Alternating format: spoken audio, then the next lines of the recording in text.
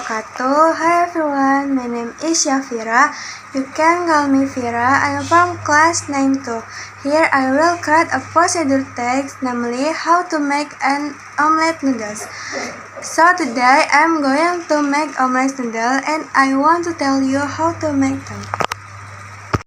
Beforehand, I will tell you what materials are needed. First, 1 pack of instant noodles, 1 egg, and chili to taste. Boil the instant noodles until cooked. Once the noodles are cooked, remove them and put them in a bowl.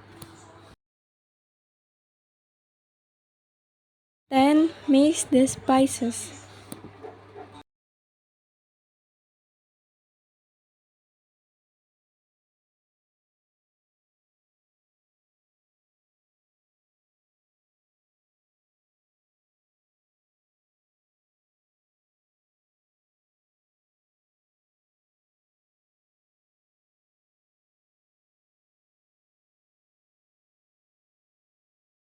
After that, choose the chilies to taste.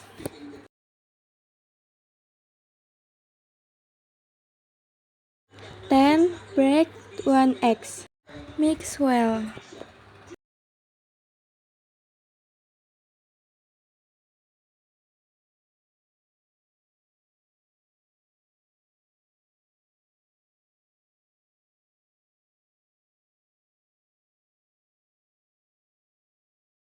If everything is mixed evenly, fry until brown over medium heat.